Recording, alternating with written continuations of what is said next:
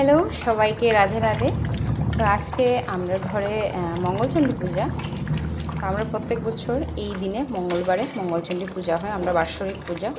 তো এই পূজাটা আমরা নিজে নিজেই করি, যেহেতু আমার মায়ের এটা স্বপ্নে পাওয়া পূজা।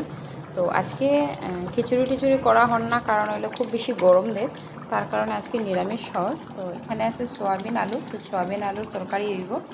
আর এখানে হওয়ার গিয়া আলুর দম, পাঁচমিশালি সবজি।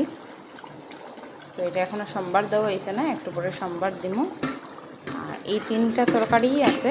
আর আছে মুগের ডাল ভাজি। তো এটা প্রায় শেষের পথে হয়ে গেছে, জাস্ট খালি ঘি দিলেইমো, দিলেই শেষ হয়ে যাব আমার এই রান্নাটা। তারপর সয়াবিন বসাইমো, আর এটা সোমবার দিয়ে ভাত বসাই দিব। তো রান্না কমপ্লিট। হ্যালো বন্ধুরা, আজকে মঙ্গলচণ্ডী পূজা আমরা ঘরে। তো সবার আমন্ত্রণ রইল আমার ঘরে আসার লিগে। আজকে যেহেতু খুব বেশি গরম, কালকের থেকেই গরম, কারেন্টও নেই আমরা এখানে, খুব বেশি ডিস্টার্ব দেয় কারেন্টে। তো খিচুড়ি তো পূজার মধ্যে খিচুড়ি না হলে ভালো লাগে না, কিন্তু আজকে খিচুড়ি করা হয় না, কারণ হলো খুব বেশি গরমের কারণে। তো তোমরা সবাই আইও। আর পূজা স্টার্ট হওয়ার, পূজা বৌদি পূজা করে, আমি এদিকে সবজি টবজি রান্না করলাম। তো দেখো বন্ধুরা, এখানে আলুর দমটা হয়ে গেছে। আর কত সুন্দর লাগে, এটা শুধু কাঁচামরিচ পেস্ট, এটাতে শুকনো লঙ্কা দিছি না, আদা শুকনো লঙ্কা কাজু বাদাম বাটা দিয়ে বানাইছি এটা। সোয়াবিন আর আলু ভাজা বসাইছি একটু কম তেল দিয়ে। আর এখানে সোমবার দিলেইছি নিরামিষ সবজি, একটু দিলে এরম জিরার গুঁড়া।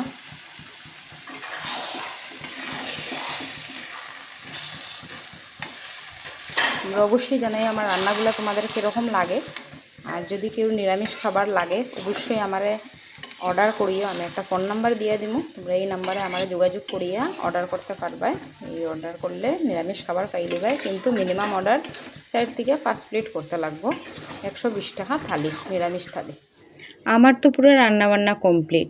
আর এই দিনটা প্রতি বছর খিচুড়ি, লাবড়া, আচার, আলু ভাজা, নানান কিছু রান্না হয়, ঘর ভর্তি মানুষ থাকে, আত্মীয় স্বজন থাকে, আর খুব বেশি বৃষ্টি থাকে। এই মঙ্গলচণ্ডী পূজার দিন কিন্তু প্রত্যেক বছর খুব বেশি বৃষ্টি থাকে।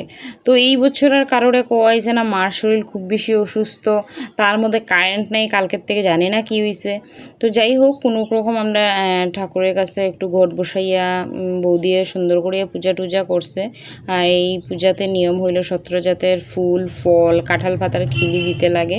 তো আমার মার স্বপ্নে পাওয়া এই পূজাটা। তো বন্ধুরা, আমার এই ভিডিওটা তোমাদের কীরকম লাগছে অবশ্যই কমেন্টে জানাইও। আর জয় মা মঙ্গলচণ্ডী লিখতে কিন্তু একদম ভুলিও না। আর আজকে মার শরীরটা বেশি একটা ভালো না, তার জন্য ভালো লাগে না, তার জন্য কেউরে আমন্ত্রণও করা হয়েছে না। তো জাস্ট আমি ছোটো মোটো একটাই ব্লগ বানাইছি। আর আমার রান্নাগুলো কীরকম হয়েছে অবশ্যই তোমরা জানাইও। জয় মা মঙ্গলচণ্ডী, সবার মঙ্গল করে, সবাই যাতে ভালো থাকে, সবাই যাতে সুস্থ থাকে। এই দেখো বন্ধুরা, আমার মা খুব অসুস্থ শরীরটা। তো ঠিক আছে বন্ধুরা, আজকের ব্লগটা অতটুকু পর্যন্ত। টাটা, সবাই ভালো থাকো, সুস্থ থাকো।